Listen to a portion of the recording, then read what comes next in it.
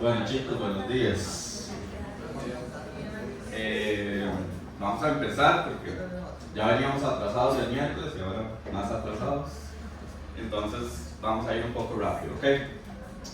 Quedamos en, ¿verdad? Ya vimos la primera parte que era la clasificación de las hormonas, ¿verdad? Hablar un poquito sobre las hormonas. Ahora vamos a hablar sobre algo muy importante que es el eje hipotálamo-hipófisis, ¿ok?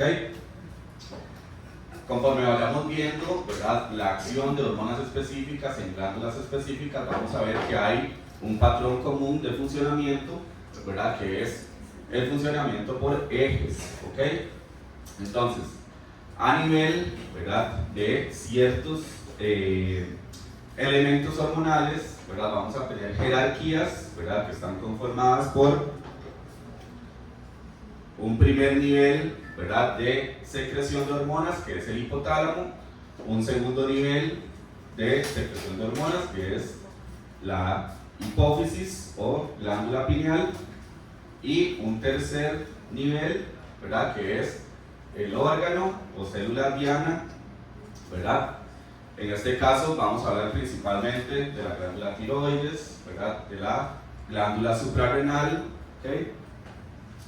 Y otras que vamos a ir viendo más adelante, ¿ok? Entonces, como datos importantes, ¿verdad?, es importante primero recordar que el hipotálamo, ¿verdad?, es una estructura nerviosa profunda, ¿verdad?, que está conformada por diferentes núcleos, ¿ok?, ¿verdad?, que serían estas estructuras más celestes, azules, ¿ok?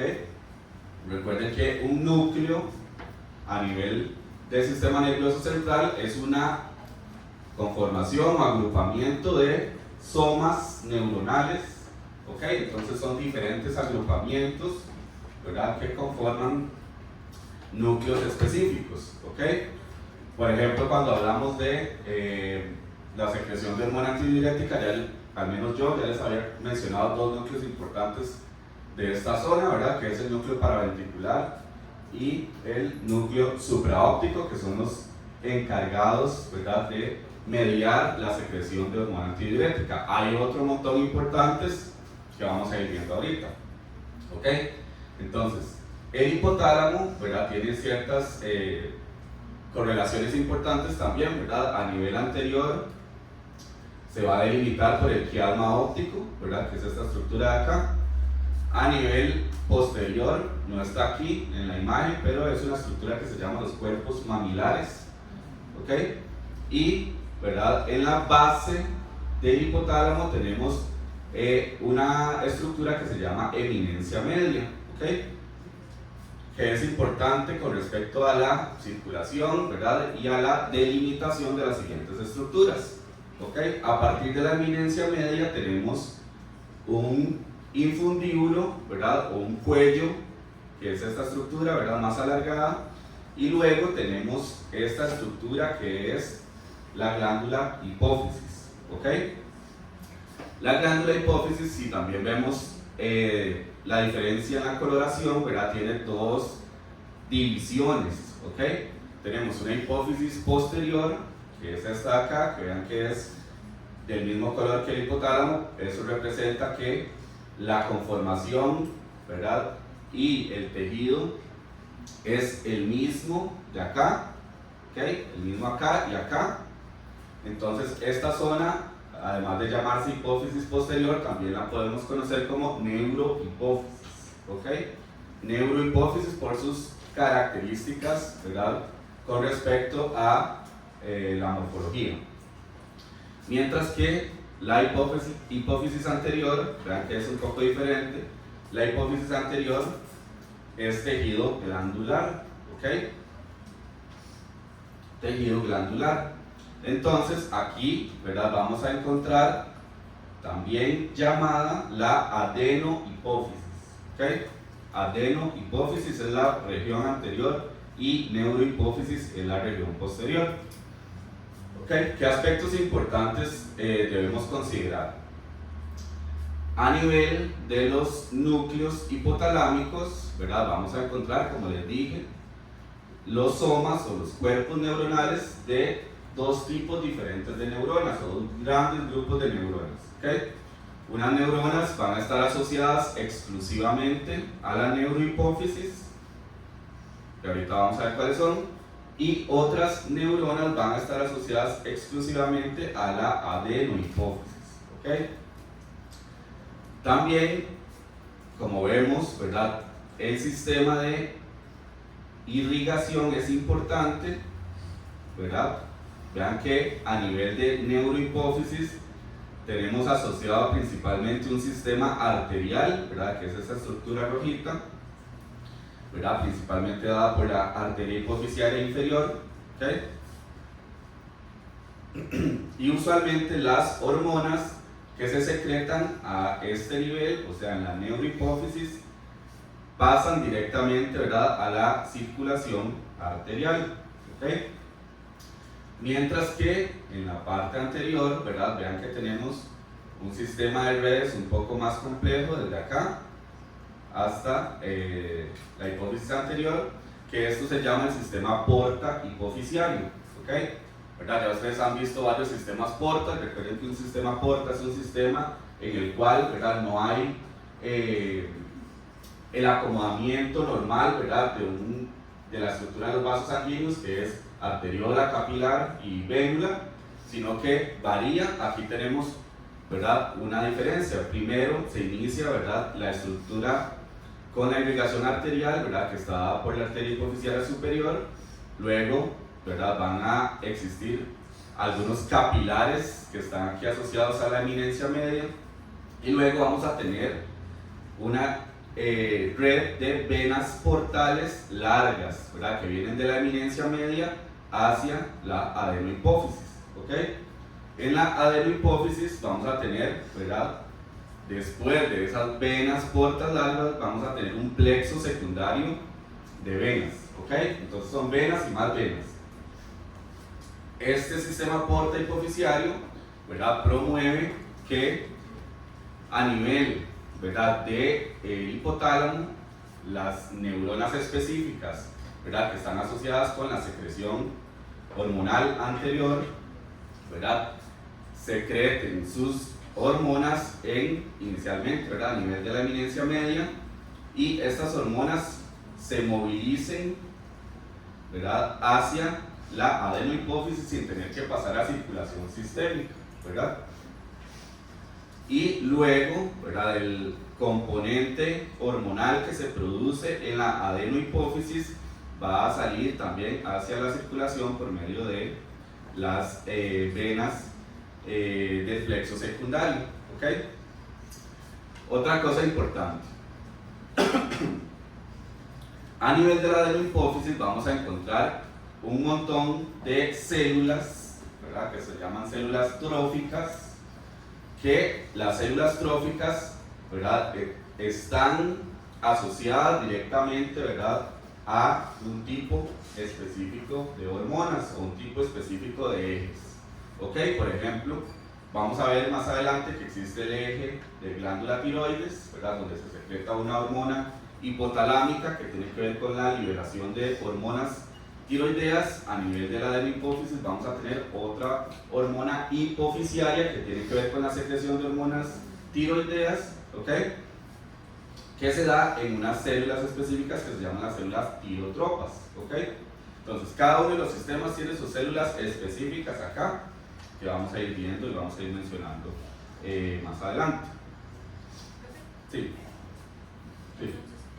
Las células tróficas es como que le llama a todas las células específicas, pero cada sistema va a tener sus células. Exacto. A todo esto aquí, ¿verdad?, toda la conformación glandular, ¿verdad?, de la adenohipófisis está conformada por células tróficas. Vamos a encontrar, por ejemplo, células tirotropas, ¿verdad?, que tienen que ver con la secreción de hormonas tiroideas. Tenemos las corticotropas, ¿verdad?, que tienen que ver con cortisol, ¿verdad?, y así, ¿verdad?, vamos a ir viendo más y más, ¿verdad?, con todas las que tienen que ver con los ejes principalmente.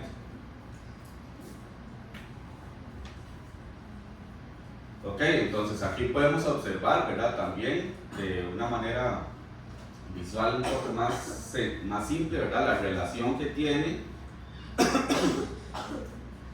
los órganos a niveles ¿verdad? Cerebral profundo. Entonces recuerden que, ¿verdad? También es algo importante, usualmente, ¿verdad? La glándula pineal o hipófisis, ¿verdad? Está inmersa en esta estructura anatómica que es la silla turca, ¿verdad? Ustedes en anatomía la escucharon un montón de veces. Y la silla turca es un accidente óseo, ¿verdad? Que está ubicado en el hueso esfenoides. ¿Ok? Vean que por la estructura, ¿verdad? La morfología cerrada que tiene, ¿verdad? Este hueso que delimita a la glándula, ¿verdad? Usualmente a nivel patológico, ¿verdad?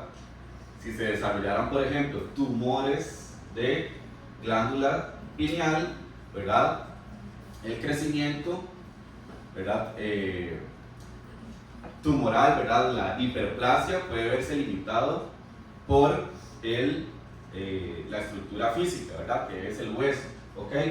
Pero es normal, ¿verdad? Que este tipo de tumores, por ejemplo, que están asociados a la hipófisis, ¿verdad? No tengan un crecimiento tan grande, pero se da más que todo, o lo que nosotros observamos a nivel clínico es un aumento, ¿verdad? En las hormonas, un aumento en la producción hormonal, a pesar de que no haya tanto un aumento en la hiperplasia de la estructura, ¿ok? Entonces eso lo vamos a entender al final, por ejemplo, cuando hablemos de patologías, ¿verdad? Asociadas al sistema endocrino, que son las endocrinopatías, que usualmente se dan, ¿verdad? Los síntomas de una persona se dan por aumentos en las hormonas, ¿ok? Entonces si hay hiperfunción, que es lo que pasa usualmente en este tipo de tumores, ¿verdad? Hiperfunción es que está secretándose muchísima hormona, más de la usual, más de la necesaria fisiológicamente, ¿verdad? Entonces se generan síntomas a causa de eso, ¿verdad? No son síntomas tan asociados a crecimiento como tal, ¿verdad? De la estructura, sino es síntomas asociados a hiperfunción. Sí. Ok. Entonces, como les mencioné, ¿verdad? Tenemos dos grandes tipos de neuronas, ¿verdad? Asociadas a cada uno de los segmentos, ¿verdad? Hipotálamo hipofisiarios. La primera neurona importante es la neurona magnocelular. ¿Okay? Magno significa muy grande. ¿Okay? Entonces las neuronas magnocelulares tienen usualmente somas, ¿verdad? O cuerpos neuronales muy grandes, ¿verdad? Vean acá la ubicación de estos somas, ¿verdad? De estas estructuras neuronales está en el núcleo supraóptico, que es esto de acá, y en el núcleo paraventricular, que fue los que ya les mencioné, por ejemplo, cuando hablamos de hormona antidiurética. ¿Okay? Entonces, específicamente la ubicación de las neuronas magnocelulares están acá, en el núcleo supraóptico y núcleo paraventricular. ¿Okay? Entonces, estas neuronas van a formar los tractos, ¿verdad? Hipotálamo hipofisiarios. Eso quiere decir que hay comunicación directa entre, ¿verdad? La neurona que está a nivel hipotalámico, el cuerpo neuronal que está a nivel hipotalámico, con el axón que llega hasta, ¿verdad? La neurohipófisis, ¿verdad? En la otra subdivisión vamos a ver que no es igual que esto. ¿Okay? Entonces, son neuronas con cuerpos neuronales grandes y tienen proyecciones largas hacia la neurohipófisis. ¿Ok? Entonces, recuerden que, ¿verdad? Hablamos el miércoles, ¿verdad? De que existían las hormonas de tipo peptídico, ¿verdad? Que eran las que tenían una composición grande de aminoácidos y que se producían, ¿verdad? A nivel por transcripción genética, ¿verdad? Las hormonas que se producen acá a nivel hipotalámico todas son peptídicas, ¿verdad? Entonces se sintetizan, ¿verdad? Como mencionamos el miércoles, ¿verdad? Existiendo transcripción genética, que luego a nivel del retículo endoplasmático se generaba una preprohormona, ¿verdad? Luego la preprohormona iba madurando a prohormona y ya luego podía, cuando estaba madura, podía movilizarse y secretarse. ¿Okay? Aquí es lo mismo, a nivel del soma se van a producir, ¿verdad? Las diferentes hormonas que en las magnocelulares, las hormonas que se van a producir son la oxitocina y la hormona antidiurética exclusivamente. ¿Okay? Solamente esas dos hormonas se van a producir aquí en el soma y, ¿verdad?, conforme avance el proceso de maduración, luego van a movilizarse por vesículas o gránulos secretores a través del axón por transporte axoplásmico, ¿verdad?, hasta llegar a una terminal axónica, ¿verdad?, y liberarse a la circulación sanguínea. ¿Okay? Entonces, por ejemplo, ¿verdad?, si recordamos en el caso de la hormona antidiurética, ¿verdad?, tiene que haber un estímulo inicial que usualmente es un aumento en la osmolaridad plasmática. La osmolaridad plasmática genera, ¿verdad?, que los osmoreceptores ubicados ¿en dónde? Ajá, ¿verdad?, que específicamente son el órgano vasculoso de la lámina terminal y el subcortical, ¿okay?, ¿verdad?, generan cambios a nivel de los osmoreceptores y, ¿verdad?, se da una estimulación de estos núcleos hipotalámicos y una secreción de la hormona, ¿ok?, que luego, ¿verdad?, como les mencioné, se moviliza hacia la terminal axónica y se libera, ¿ok? Entonces, a nivel de neurohipófisis no hay síntesis de hormonas. La hormona se está sintetizando en el hipotálamo, solamente se libera en la neurohipófisis, ¿ok? Eso es importante y es una diferencia clara entre, ¿verdad?, este segmento posterior y el segmento anterior. Ok, de la oxitocina y la hormona antidiurética no vamos a hablar mucho, nada más este cuadrito es para recordar. Es para recordar que a nivel, por ejemplo, de hormona antidiurética, ¿verdad?, recordamos bien que actúa, ¿verdad?, a nivel renal, actúa en receptores para hormona antidiurética o receptores V2, ¿verdad?, a nivel de los conductos del túbulo colector principalmente, ¿verdad?, cuando hablamos de reabsorción de agua, ¿ok? Mientras que, ¿verdad?, la oxitocina actúa, el receptor está acoplado a una proteína G, ¿verdad?, y los órganos efectores principalmente son el útero, ¿verdad?, y las células mioepiteliales mamarias. Van a hablar mucho de la oxitocina cuando vean sus clases de parto, ¿verdad?, y de reproductor femenino, sobre todo, con el doctor Elliot. Van a hablar principalmente también, o van a, ¿verdad?, al final de esta clase vamos a ver que hay algo importante que son los sistemas de retrocontrol negativo, ¿ok?, que son importantísimos en el control de la liberación hormonal. Van a hablar de una excepción, ¿verdad?, que es importante, ¿verdad?, que es un sistema de retrocontrol positivo. Usualmente ustedes, ¿verdad?, han visto que la mayoría de sistemas compensatorios fisiológicos son un sistema de retrocontrol negativo, ¿verdad? Existe un sistema de retrocontrol positivo que es el reflejo de Ferguson, ¿verdad?, que lo que hace es aumentar, ¿verdad?, la liberación de oxitocina, ¿verdad?, con el fin de que se dé un objetivo final que es el parto, ¿ok? ¿Verdad? Entonces luego van a hablar de eso. Hoy vamos a hablar nada más de sistemas de retrocontrol negativo más adelante. Con respecto a la hormona antidiurética es importante nada más, ¿verdad?, recordar eso, que a nivel del túbulo colector, ¿verdad?, lo que genera es un incremento de la permeabilidad del agua, ¿ok? Y si actuara a nivel de los receptores V1 en las células de músculo liso, ¿verdad?, su efecto principalmente sería vasoconstricción.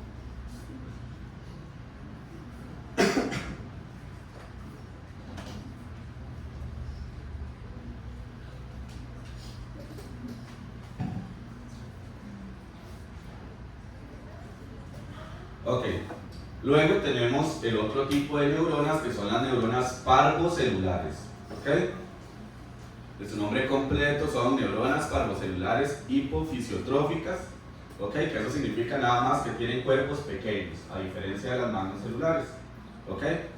Pero con solo llamarlas neuronas parvocelulares está bien. Las neuronas parvocelulares están ¿verdad? En casi que todo el resto de núcleos, y también en los núcleos en los que están las neuronas magnocelulares, ¿verdad? Dijimos que las magnocelulares estaban, por ejemplo, en el núcleo paraventricular y en el núcleo supraóptico, ¿verdad? Las parvocelulares aquí, ¿verdad? Esto de acá significa núcleo periventricular y núcleo paraventricular. Entonces vean que también hay neuronas parvocelulares en el núcleo paraventricular. ¿Okay? También están o principalmente asociadas, ¿verdad? A esta liberación de hormonas asociadas a los ejes hipotalámicos. Están en el núcleo arcuato, ¿okay? Que es esto de acá, y están también en el área preóptica. ¿Okay? Entonces, a nivel de la neurona parvocelular, que es una neurona que tiene un cuerpo pequeño y tiene axones cortos que llegan hasta la eminencia media, ¿verdad? No llegan hasta la hipófisis anterior, sino que únicamente llegan a la eminencia media, ¿verdad? A nivel del cuerpo, ¿verdad? De las neuronas parvocelulares vamos a encontrar secreción de algunas hormonas que están asociadas a los ejes, ¿ok? Entonces, algo en común que ustedes tienen que observar, ¿verdad? Es que aquí están los nombres de las hormonas, ¿verdad? Una se llama TRH, una CRH, GHRH, GNRH, ¿ok? Entonces, todas tienen algo en común, que es que tienen, ¿verdad? Bueno, esta H siempre es de hormona y la R, ¿ok? A nivel del hipotálamo se secretan hormonas liberadoras, ¿ok? Eso significa la R de release, ¿ok? Entonces tenemos hormona liberadora de tirotropinas, ¿ok? Hormona liberadora de corticotropinas, ¿verdad? Que usualmente están secretadas a nivel de estos núcleos, el periventricular y el paraventricular. También somatostatina acá, que sobre todo es una hormona inhibitoria de los ejes, ¿ok? A nivel del núcleo arcuato, ¿verdad? Tenemos hormona liberadora de hormona del crecimiento, ¿ok? Hormona liberadora de gonadotropinas, dopamina, que también usualmente es una hormona inhibidora de los ejes, ¿ok? Y a nivel del área preóptica también tenemos secreción de hormona liberadora de gonadotropinas, ¿ok? Entonces vamos a ver que la movilización de estas hormonas es diferente, ¿verdad?, a la parte posterior, ¿verdad? Como les dije, estas hormonas tienen axones más cortos que llegan hasta la eminencia media. Allí se liberan las hormonas secretadas, las hormonas sintetizadas acá, perdón, y por medio del sistema porta hipofisiario ingresan a las venas largas portales y luego se movilizan hacia el plexo secundario.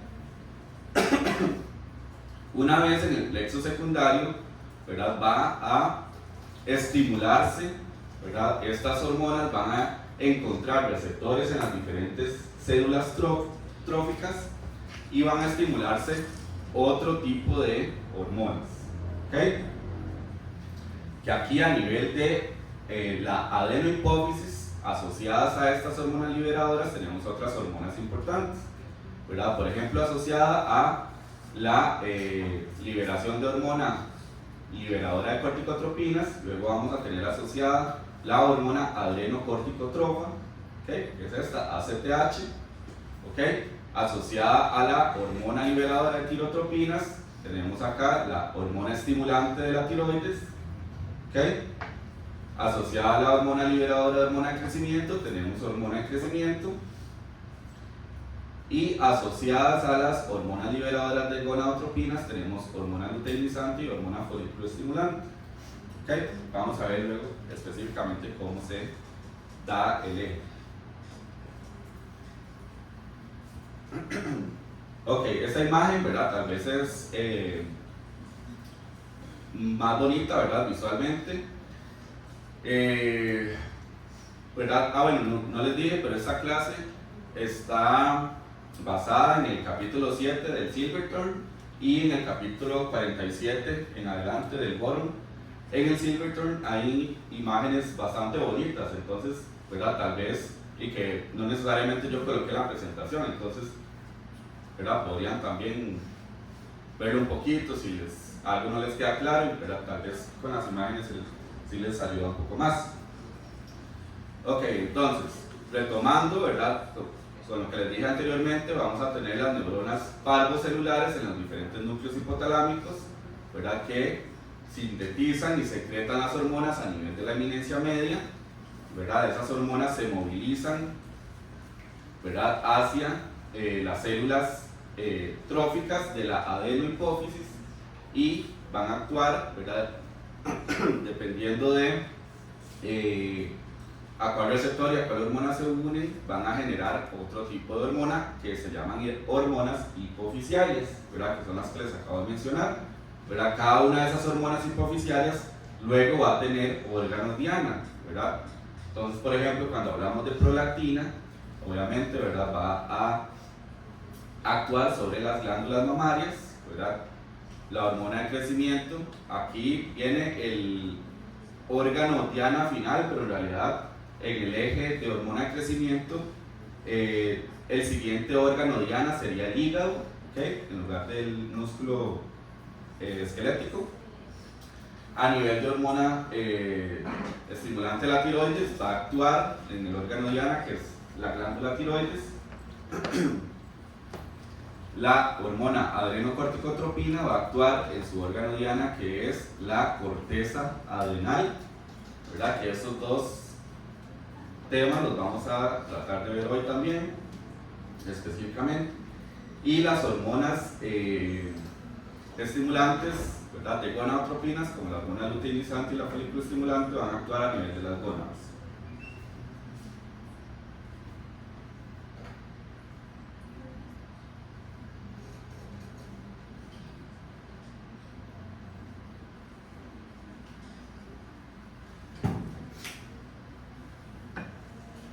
Ok, entonces, como les mencioné, a nivel del hipotálamo, ¿verdad? Se van a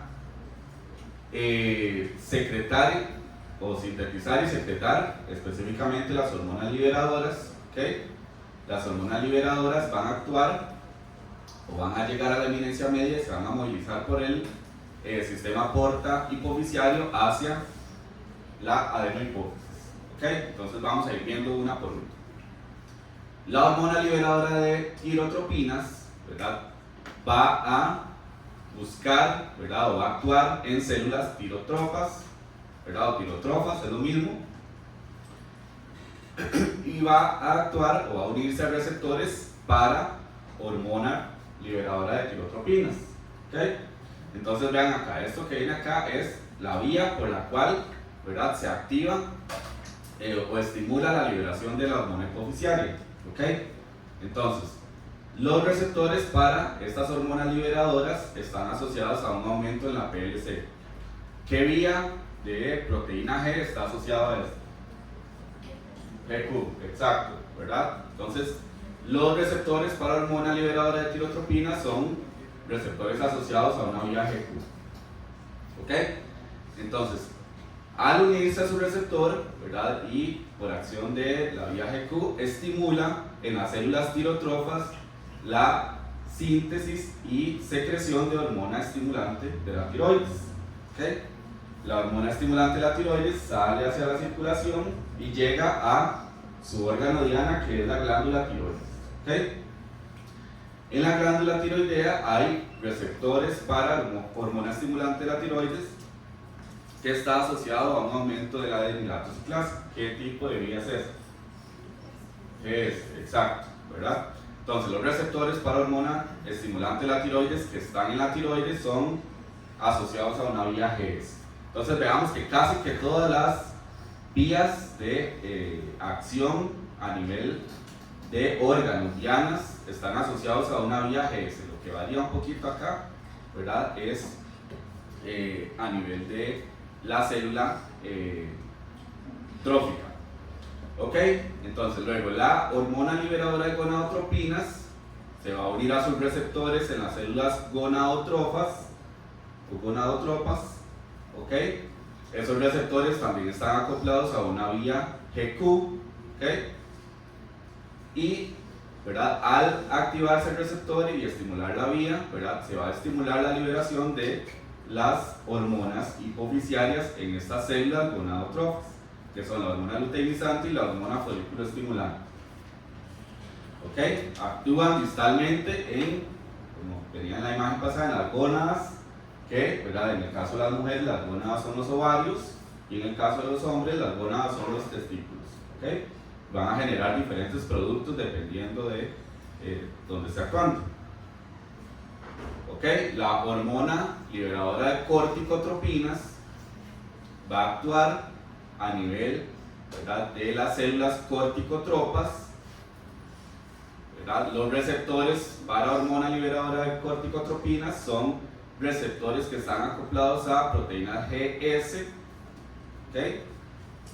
Aquí se estimula la liberación de hormona adrenocorticotropina y esta actúa, ¿verdad?, en su órgano diana, que es la corteza suprarrenal, ¿verdad?, también en receptores que vamos a ver luego cuáles son los específicos para ACTH, que están asociados a una vía GS. Ok, a nivel de la hormona liberadora de la hormona de crecimiento, ¿verdad?, también va a actuar en las células somatotropas. ¿Ok?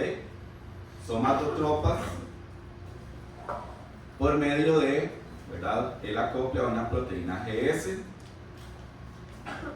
Al unirse a sus receptores, se estimula en la adenohipófisis, en las células somatotropas, la secreción de hormona de crecimiento. ¿Ok?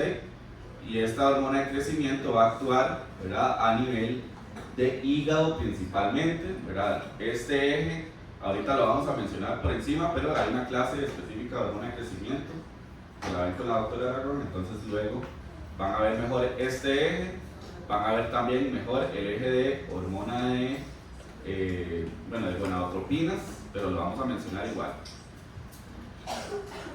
Luego vamos a ver que, ¿verdad?, también hay células, ¿verdad?, lactotrofas, que se encargan de liberar, ¿verdad?, prolactina a nivel de la hipófisis. ¿Ok?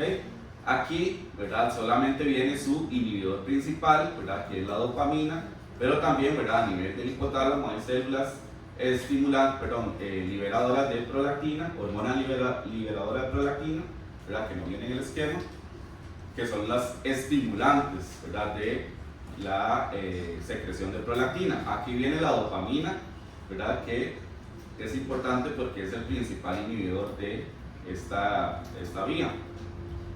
Ok, la dopamina actúa sobre receptores que están en las células lactotropas, ¿verdad?, que están asociados a una proteína GI, ¿verdad?, e inhiben la secreción y liberación de prolactina. Igual la somatostatina, ¿verdad?, que es otra hormona que se secreta a nivel hipotalámico, puede actuar, ¿verdad?, uniéndose a receptores que están asociados a proteínas GI, no solamente en las células somatotropas, también la somatostatina puede inhibir la secreción de otros tipos de células, de hormonas hipoficiales. Ok, entonces en este cuadro es nada más, ¿verdad?, para que se los puse ahí para que ustedes sepan bien, ¿verdad?, el nombre de las hormonas, los tengan a mano, porque en las figuras y en los esquemas anteriores viene únicamente, ¿verdad?, la sigla, ¿verdad?, aquí tienen los nombres específicos. Aquí es importante, ¿verdad?, recordar esto, que a nivel hipotalámico, ¿verdad?, también tenemos a nivel del sistema posterior, tenemos la síntesis y secreción de hormona antidiurética y oxitocina, ¿verdad?, como lo explicamos anteriormente. Y, ¿verdad?, a nivel anterior, todas estas son las asociadas al sistema anterior.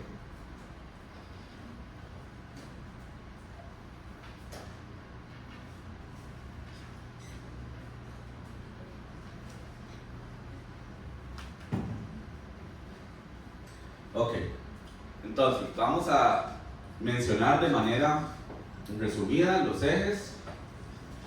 Hay algunos que vamos a retomar más adelante, ¿verdad?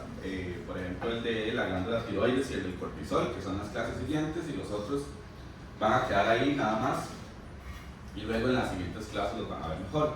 Entonces, recuerden que un eje incluye, ¿verdad?, 3 jerarquías. La primera es la secreción hipotalámica, la segunda es la secreción hipofisiaria, y la tercera es la secreción a nivel del órgano o glándula blanda. ¿Ok? Entonces tenemos el eje del cortisol, ¿verdad? Que el cortisol vamos a ver que tiene diferentes estímulos. Por ejemplo, ¿verdad?, el más importante es el ritmo circadiano o la pulsatividad, ¿verdad? Existen estímulos, ¿verdad?, continuos que aseguran que haya secreción de hormona liberadora, ¿verdad?, cada cierto tiempo, ¿verdad? Luego vamos a ver que principalmente la secreción de estas hormonas, tanto la liberadora como la adrenocorticotropina, como el cortisol, que es lo que encontramos a nivel de la corteza suprarrenal, tienen un pico de liberación en la mañana, en las mañanas, ¿okay? Entonces, ¿verdad?, tienen ritmos, que ese es su estímulo principal, una pulsatividad, ¿okay? También hay otros estímulos, ¿verdad? Recordemos que el cortisol, ¿verdad?, culturalmente es la hormona del estrés, entonces hay otros estímulos, ¿verdad? Por ejemplo, estímulos físicos, ¿verdad? Por ejemplo, estímulos físicos y emocionales, por ejemplo, niveles de ansiedad elevados, estrés, el estrés diario aumentan este tipo de secreciones, bioquímicos, también, ¿verdad? Por ejemplo, la liberación de hormona liberadora está asociada, por ejemplo, a hipoglicemias, ¿verdad? Cuando una persona tiene alguna hipoglicemia, a infecciones, ¿verdad? Eso lo vamos a ver asociado a los efectos del cortisol, ¿verdad?, que tiene efectos inmunológicos, tiene efectos, ¿verdad?, en el aumento también de la glicemia. Entonces, dependiendo, ¿verdad?, del estímulo, se va a aumentar o no la liberación de la hormona final. Okay, entonces aquí vemos lo mismo que hemos comentado a nivel de los núcleos hipotalámicos. Se va a secretar la hormona liberadora de corticotropinas, que, ¿verdad?, se libera justamente en la eminencia media, se moviliza hacia las células corticotropas, ¿verdad?, se une a sus receptores y se da la secreción de ACTH, ¿verdad?, la cual se actúa. Bueno, aquí están, ¿verdad?, los receptores de hormona liberadora, ¿verdad?, que están asociados a una vía GQ, ¿verdad? Hay un aumento de calcio final y eso hace que se secreten, ¿verdad?, los gránulos con hormonas. Y a nivel de la corteza suprarrenal, ¿verdad?, tenemos los receptores de hormona adrenocorticotropina, que también vamos a ver luego en la clase de suprarrenales cuáles son los efectos específicos, ¿verdad?, sobre estas células y qué genera. ¿Okay? Saber aquí importante, ¿verdad?, que a nivel de la glándula suprarrenal, ¿verdad?, tenemos una corteza y una médula. ¿Okay? La corteza tiene 3 segmentos específicos, ¿verdad?, y una médula, que es únicamente una. ¿Okay? El cortisol se sintetiza en la capa fasciculada, que es justamente la capa del medio de esa corteza. ¿Okay? Hay una capa glomerular, luego una capa fasciculada y una capa reticular. ¿Okay? Este eje nada más, ¿verdad?, interviene aquí la capa fasciculada, que es donde se genera el cortisol y los glucocorticoides específicamente. Ok, con respecto al eje de hormonas tiroideas, tenemos que, de igual manera, ¿verdad?, aquí a nivel del hipotálamo va a haber liberación de hormona liberadora. Aquí en el dibujito, ¿verdad?, pueden ver que hay estímulos inhibitorios como la somatostatina. Vean que también, si vemos desde el dibujo, hay esto de acá, que dice T3 y T4, son las propias hormonas tiroideas que ejercen también sistemas de retrocontrol, o sea, inhiben ¿verdad? Que ahorita al final vamos a ver cómo se llama eso, pueden inhibir la propia secreción, tanto a nivel hipofisiario como a nivel hipotalámico, y eso es un sistema de retrocontrol negativo. ¿Ok? A nivel de las glándulas tirotropas, la hormona liberadora va a estimular la secreción de hormona estimulante, ¿verdad? Aquí viene también por medio del receptor y cual vía. Y a nivel de la glándula tiroides, ¿verdad? Vamos a tener una estructura importante que es el folículo tiroideo, ¿verdad? Que ahorita también vamos a mencionar más características, pero a nivel de las células foliculares es donde actúa la hormona estimulante de la tiroides, ¿verdad? Y se genera todo el proceso de formación de hormonas tiroideas. Ok, este era uno de los ejes que les mencioné, que lo van a ver de mejor manera en las clases de sistema reproductor masculino y femenino y de parto, ¿verdad? Aquí nada más lo pongo para que, ¿verdad? lo recordemos. De igual manera, ¿verdad? A nivel hipotalámico, ¿verdad? Se va a dar la liberación de una hormona liberadora que actúa a nivel hipofisiario, ¿ok? A nivel de las células gonadotropas, ¿ok? A nivel de las células gonadotropas se va a liberar hormona luteinizante y hormona folículo estimulante, ¿verdad? Y dependiendo si actúa en hombres, ¿verdad? O en personas con características con gónadas masculinas, ¿verdad? Va a generar, por ejemplo, testosterona o andrógenos, va a generar también inhibina, ¿verdad? Que son productos finales a nivel de la gónada, ¿verdad? También, ¿verdad? Recuerden que tanto la testosterona y los estrógenos, ¿verdad? Son hormonas que presentan tanto hombres como mujeres, ¿verdad? No son exclusivos de uno u otro, ¿verdad? Entonces a nivel de las gónadas masculinas también se van a generar estrógenos, únicamente que la concentración es mucho menor que en gónadas femeninas. ¿Ok? Aquí vean que hay también resultados, ¿verdad? O hormonas resultantes que generan inhibición, ¿verdad? Sobre los mismos ejes jerárquicos, ¿verdad? Y eso es un sistema de retrocontrol negativo que ahorita vamos a mencionar. A nivel de las gonadas femeninas, ¿verdad? También estas hormonas estimulantes, ¿verdad? Van a generar sobre todo progesterona, ¿verdad? Y también estrógenos, ¿verdad? Principalmente.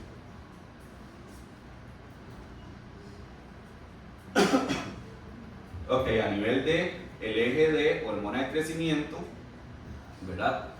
De igual manera vamos a tener liberación de hormona liberadora en las diferentes neuronas parvocelulares, ¿verdad? Aquí en esta imagen viene principalmente o viene asociado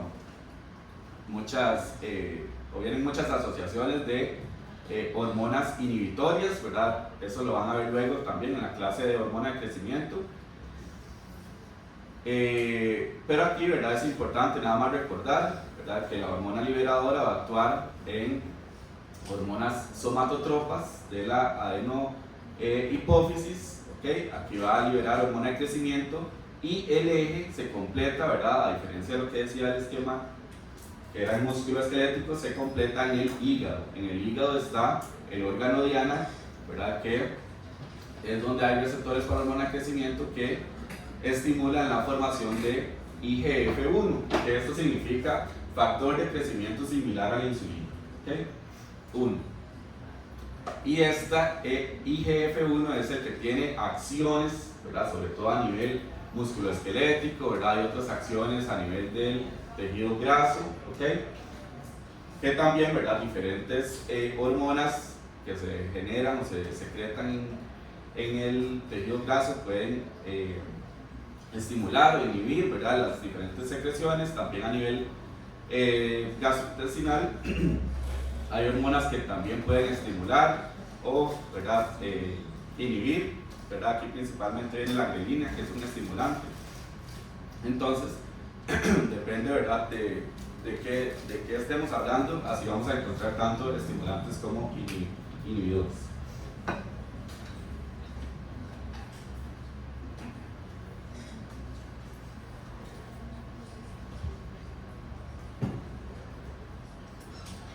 Ok, con respecto al eje de prolactina, También es importante, ¿verdad?, aquí mencionar, ¿verdad?, que el eje no es tan similar a los demás, ¿verdad?, es un poco más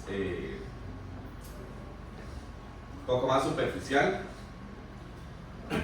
¿verdad? A nivel de las neuronas parvocelulares también, ¿verdad? Hay neuronas parvocelulares que producen hormona liberadora de prolactina, ¿verdad? Y hay neuronas que generan, ¿verdad?, liberación de dopamina, ¿okay? Que recuerden que la dopamina es el principal inhibidor de la secreción de prolactina, ¿verdad? A nivel de las células lactotrofas, ¿verdad?, se va a dar la liberación de la prolactina si hay estimulación, ¿okay? El órgano diana, ¿verdad?, es un órgano, ¿verdad?, que no cumple con la definición de glándula porque la glándula mamaria es una glándula exocrina, ¿verdad? Recuerden que algo exocrino es que tiene conductos, ¿verdad?, por los cuales se da liberación de algo, y algo endocrino es que se libera directamente al torrente sanguíneo. Ok, la glándula mamaria no es una glándula endocrina. Sí.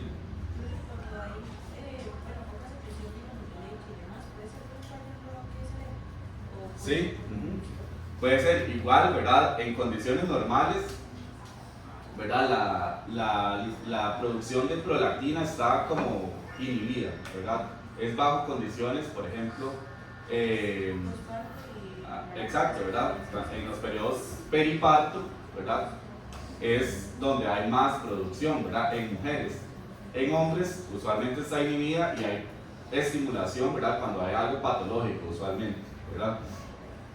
Pero también vean que hay otras acciones que no necesariamente, ¿verdad?, tienen que ver con la producción de leche materna, sino que también la acción de la prolactina estimula la diferenciación mamaria, la proliferación de los conductillos, ¿verdad?, el desarrollo del tejido glandular, la síntesis de proteínas de la leche, la síntesis de enzimas lactógenas, que todo eso tiene que ver, ¿verdad?, con un aumento de la producción de leche materna, ¿verdad? Por ejemplo, si un hombre tiene muchísima estimulación de prolactina, ¿verdad?, usualmente, por ejemplo, puede empezar a crecer, ¿verdad?, va a tener características, ¿verdad?, no usuales, ¿verdad?, y no fisiológicas. Ajá.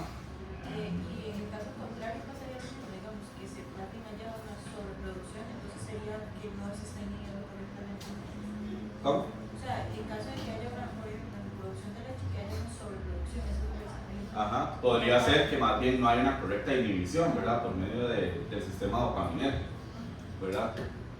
O que haya usualmente cuando hay mucha sobreproducción, ¿verdad?, y no hay como estímulos adecuados, es porque tal vez hay algo patológico, ¿verdad? Por ejemplo, hay tumores a nivel de la silla turca, ¿verdad?, o a nivel de la hipófisis, ¿verdad?, que generan prolactomas, ¿verdad?, que son tumores específicamente en las células lactotrofas, ¿verdad?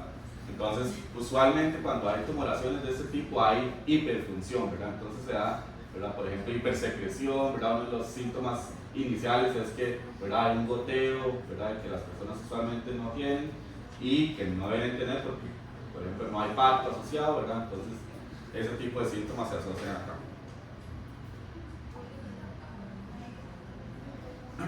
Ok. Podemos ver aquí en este esquema también que hay un montón de estímulos, ¿verdad?, que estimulan o inhiben, ¿verdad?, la secreción de hormonas hipofisiarias principalmente, ¿verdad? El estímulo más importante que ya les había mencionado es la pulsatividad, ¿verdad?, o la existencia de ciclos, ¿verdad? Casi que la mayoría de hormonas utilizan, ¿verdad?, ciclos de liberación, ¿verdad?, o ciclos circadianos, ¿okay?, que, ¿verdad?, tanto la pulsatividad y los ciclos, ¿verdad?, son un estimulante de la secreción y síntesis, mientras que el envejecimiento, ¿verdad?, como casi que todas las variables fisiológicas las disminuye. Entonces, entre más viejos nos hacemos, ¿verdad?, menos secreción de hormonas hipofisiales.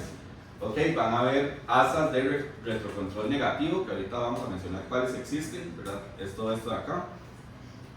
Y también hay cambios adaptativos, por ejemplo, en la pubertad, ¿verdad?, la secreción de hormonas puede variar, ¿verdad? Por ejemplo, dependiendo en las mujeres de la fase del ciclo menstrual en el que estén, también la secreción de hormonas puede variar, ¿verdad? Dependiendo de nuestro estado metabólico también. El sueño es importantísimo, ¿verdad? Se ha probado recientemente que entre menos durmamos, ¿verdad? Más secuencias metabólicas, perdón, más consecuencias metabólicas, ¿verdad? Hacia lo negativo tenemos, ¿verdad? Entonces, para que, ¿verdad? Yo sé que un profesor universitario les diga eso, ustedes se enojan más bien, pero, ¿verdad? Es importantísimo dormir, lo recomiendo. También los niveles de estrés, ¿verdad? Tienen que ver con la regulación de las diferentes hormonas, ¿verdad? Aquí también los cambios patofisiológicos, ¿verdad? Por ejemplo, la obesidad, también eso dependiendo del índice de masa corporal, ¿verdad? También pueden haber variaciones en la secreción de hormonas, también, ¿verdad? Si tenemos periodos de inanición, ¿verdad? O periodos de ayuno muy prolongados, ¿verdad? La depresión, la inflamación, ¿verdad? Todo eso genera un cambio, ¿verdad? Fisiológico, ¿verdad? Que puede ser adaptativo o puede generar patología. Ok, ya para ir terminando esta clase, ¿verdad? Entonces nada más vamos a mencionar los mecanismos de retrocontrol negativo. Como ustedes vieron en los diferentes ejes, ¿verdad? Las diferentes hormonas del mismo eje pueden, ¿verdad?, regular la secreción en los diferentes niveles jerárquicos, ¿ok? Entonces tenemos una asa de retrocontrol ultracorta que se da cuando la hormona liberadora o la hormona hipofisiaria, ¿verdad?, regula la misma liberación a nivel del hipotálamo, perdón, hipotalámica, creo que hipofisiaria es hipotalámica, ¿verdad? La misma hormona hipotalámica regula su liberación, ¿ok? Entonces, por ejemplo, la hormona liberadora de gonadotropinas y la liberadora de corticotropinas inhiben su liberación a concentraciones muy altas, ¿verdad? Cuando se está produciendo mucho, por ejemplo, la hormona liberadora de corticotropinas, cuando su pico en la mañana aumenta muchísimo, ¿verdad? Ese mismo aumento inhibe la secreción y la liberación, ¿verdad? Entonces el pico desciende nuevamente por acción de la misma hormona. Esa es el asa ultracorta, únicamente cuando, ¿verdad?, la hormona hipotalámica inhibe su liberación. La asa de retrocontrol corta, ¿verdad?, es cuando la hormona hipofisiaria, ¿verdad?, inhibe la hormona hipotalámica, ¿verdad? Entonces, por ejemplo, puede ser que haya un aumento, ¿verdad?, en algunas patologías de la tiroides, por ejemplo, hay aumentos a nivel de la hormona estimulante de la tiroides, ¿okay? Cuando sucede eso, que aumenta concentraciones muy grandes, ¿verdad?, lo primero que va a suceder es que se inhibe la hormona liberadora de tirotropinas, ¿verdad?, con la intención de que disminuya, ¿verdad?, la estimulación sobre la adenohipófisis y empieza a disminuir la concentración de hormona estimulante. Okay, entonces, asa corta es una hormona hipofisiaria, inhibe la liberación de hormonas hipotalámicas.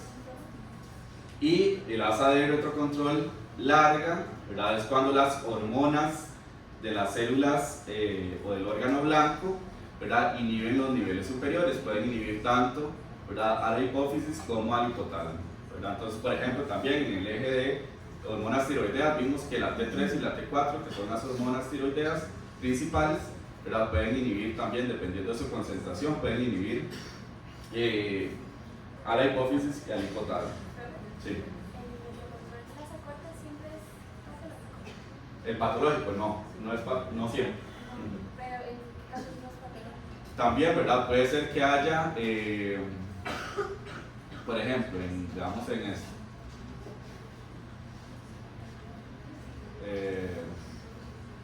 En una que venga que hay, bueno, sí, en esta. Por ejemplo, ¿verdad?, puede ser que en condiciones fisiológicas, ¿verdad?, haya más liberación de somatostatina, ¿verdad?, por ejemplo, que es una hormona inhibitoria que hormona liberadora, ¿verdad? Entonces, ¿qué va a pasar en ese caso? La somatostatina va a inhibir la liberación de hormona estimulante de la tiroides, entonces más bien las concentraciones van a tender a la baja, ¿verdad?, de esta hormona. ¿Ok?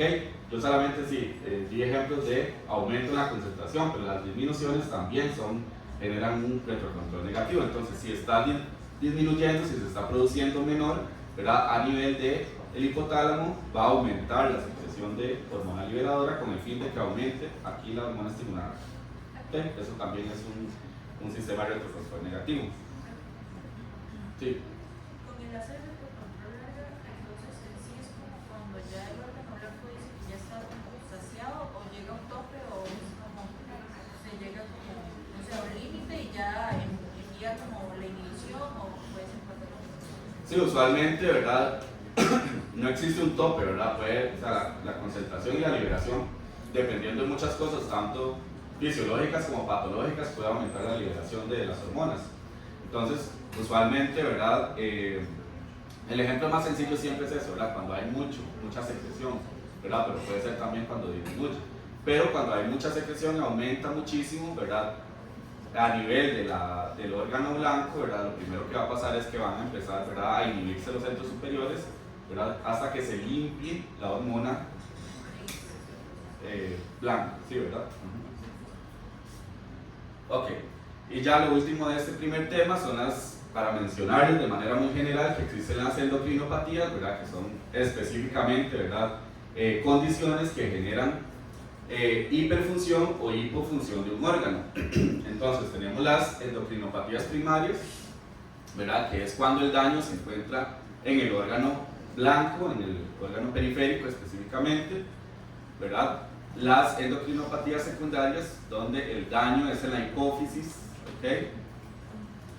Y las endocrinopatías terciarias, ¿verdad? Donde el daño se encuentra a nivel del hipotálamo.